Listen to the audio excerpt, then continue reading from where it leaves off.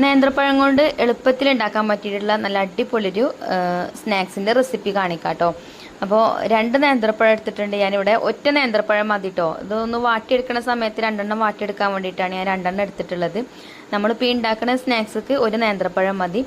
അപ്പോൾ നേന്ത്രപ്പഴം എടുത്തിട്ട് ഞാൻ അതിൻ്റെ തൊലിയൊക്കെ കളഞ്ഞിട്ട് നമ്മൾ നീളത്തിലാക്കിയിട്ടാണ് കേട്ടോ ഇതൊന്ന് കട്ട് ചെയ്തെടുക്കുന്നത്.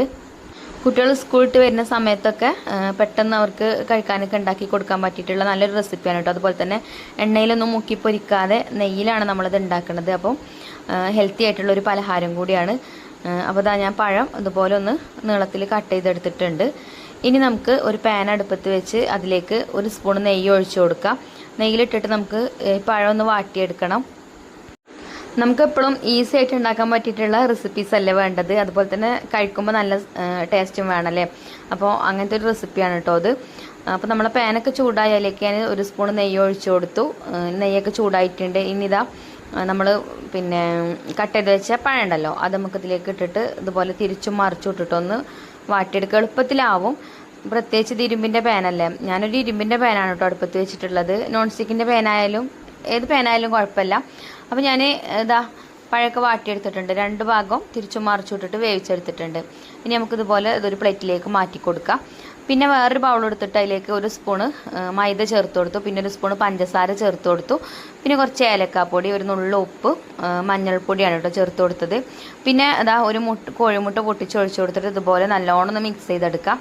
ഇനി നമുക്കിതിലേക്ക് വേണ്ടത് പാലാണ്. അപ്പോൾ ഞാനൊരു 2 സ്പൂണ് പാലും കൂടെ ചേർത്തിട്ടുണ്ട്. എന്നിട്ട് നല്ലോണം ഇതുപോലെ ഒന്ന് മിക്സ് ചെയ്തെടുത്തതിന് ശേഷം ഈ ഒരു പാനിലേക്ക് നമ്മളിപ്പോൾ പഴം വാട്ടിയെടുത്ത ഒരു പാൻ ഉണ്ടല്ലോ അതിലേക്ക് തന്നെ ആ ഒരു മിക്സ് ഒഴിച്ചു കൊടുത്തു കേട്ടോ. ഒരു അപ്പം പോലെ ആയിട്ടുണ്ട് ഇപ്പോൾ. ഇനി നമ്മൾ വാട്ടിയെടുത്ത പഴം ഉണ്ടല്ലോ അത് ഇതിൻ്റെ മേലേക്ക് വെച്ച് കൊടുക്കാം. അപ്പോൾ പഴമൊക്കെ ഇതുപോലെ ഞാൻ വെച്ച് കൊടുത്തിട്ടുണ്ട്. ഇനി ഇതിൻ്റെ മേലേക്ക് നമുക്ക് കുറച്ച് തേങ്ങ ചിരകിയതും കൂടെ ചേർക്കാം കേട്ടോ. തേങ്ങ ചിരവിയതും ചേർക്കുക. അതുപോലെ നമുക്ക് ഇഷ്ടമുള്ള നട്ട്സൊക്കെ ഉണ്ടെങ്കിൽ നട്ട്സൊക്കെ ചേർത്ത് കൊടുക്കാം കേട്ടോ. പിസ്ത, ബദാമോ എന്തെങ്കിലുമൊക്കെ ഉണ്ടെങ്കിൽ ചേർക്കുക. ഞാൻ ഇപ്പോൾ തേങ്ങ ചേർത്ത് കൊടുത്തു. പിന്നെ അതിൻ്റെ മേലേക്ക് കുറച്ച് അവിലും കൂടെ ചേർക്കുന്നുണ്ട് കേട്ടോ. അതുപോലെ തന്നെ നമ്മൾ വറുത്ത എള്ളൊക്കെ ഉണ്ടല്ലോ അതൊക്കെ ഉണ്ടെങ്കിൽ അതൊക്കെ ചേർത്ത് കൊടുക്കുക. അതൊക്കെ കുട്ടികൾക്ക് കഴിക്കണത് നല്ലതാണ്. എന്നിട്ട് ഇതുപോലെ ഒന്ന് അടച്ച് വെച്ചിട്ട് വേവിച്ചെടുക്കാം. അപ്പോൾ ഒരുപാട് സമയമൊന്നും വേണ്ടിട്ടത് വേവാൻ. മുട്ട ആയതുകൊണ്ട് പെട്ടെന്ന് തന്നെ വെന്ത് കിട്ടും. അപ്പോൾ ഞാനിപ്പോൾ ഇവിടെ ഇരുമ്പിൻ്റെ പാനല്ല എടുത്തത്. അപ്പോൾ ചെറുതായിട്ട് നടുഭാഗം ഒരു കറുപ്പ് വന്നിട്ടുണ്ട്. അപ്പം അങ്ങനെ കരിഞ്ഞിട്ടൊന്നുമില്ല കേട്ടോ. ഇനി അതൊരു പ്ലേറ്റിലേക്ക് ഇതുപോലെ മടക്കി വെച്ച് കൊടുത്തിട്ട് നമുക്ക് ഇഷ്ടമുള്ള ഷേപ്പിലാക്കിയിട്ട് ഇങ്ങനെ കട്ട് ചെയ്തെടുക്കാം. നല്ല ടേസ്റ്റാണ് ഇത് കഴിക്കാൻ. അതേപോലെ തന്നെ ഞാൻ നേരത്തെ പറഞ്ഞ പോലെ തന്നെ പെട്ടെന്ന് റെഡിയാക്കി എടുക്കാൻ പറ്റും. കണ്ടോ ഇതുപോലെ ഉണ്ടാക്കി കൊടുക്കുകയാണെങ്കിൽ മക്കൾ നല്ല ഇഷ്ടത്തോട് കൂടിയിട്ട് കഴിക്കും. അവർ സ്കൂളിൽ വരുന്ന സമയത്തൊക്കെ കൊടുക്കാൻ പറ്റിയിട്ടുള്ള റെസിപ്പിയാണ്.